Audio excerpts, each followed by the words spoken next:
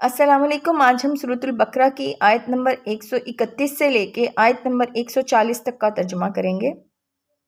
اعوذ باللہ من الشیطان الرجیم، بسم اللہ الرحمن الرحیم۔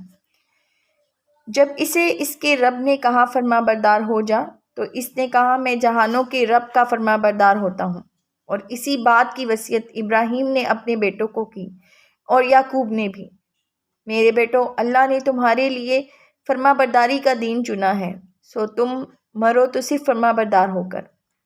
کیا تم موجود تھے جب یعقوب کی موت آن پہنچی، جب اس نے اپنے بیٹوں سے کہا میرے بعد تم کس کی عبادت کرو گے؟ انہوں نے کہا ہم تیرے خدا، تیرے باپ دادا ابراہیم، اسماعیل اور اسحاق کے خدا، ایک ہی خدا کی عبادت کریں گے اور ہم اسی کے فرما بردار رہیں گے۔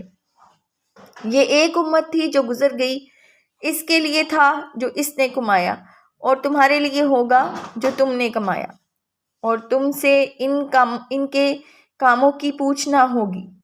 اور وہ کہتے ہیں یہودی ہو جاؤ یا نصرانی تو ہدایت پاؤ گے۔ کہہ دے نہیں، بلکہ ابراہیم حنیف یکسو کا طریقہ اور وہ مشرکوں میں سے نہ تھا۔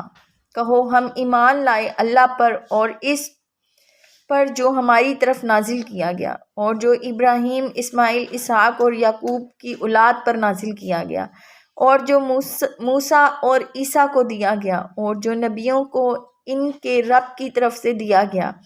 ہم ان میں کسی ایک میں بھی فرق نہیں کرتے، اور ہم اسی کے فرما بردار ہیں۔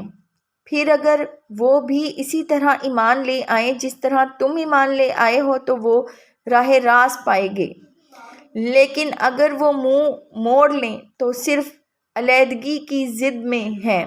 پھر اللہ تجھے ان کے لیے کافی ہوگا، اور وہ سننے والا جاننے والا ہے۔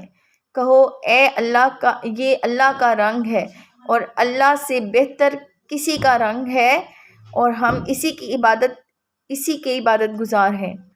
کہہ کیا تم ہم سے اللہ کے بارے میں جھگڑا کرتے ہو، جبکہ وہ ہمارا رب بھی ہے اور تمہارا رب بھی، اور ہمارے عمل ہمارے لیے ہیں اور تمہارے عمل تمہارے لیے، اور ہم خالص اسی کے ہیں۔ کیا تم کہتے ہو کہ ابراہیم، اسماعیل، اسحاق، یعقوب اور اس کی اولاد یہودی یا نصرانی تھے؟ کہہ دے کیا تم زیادہ جانتے ہو یا اللہ؟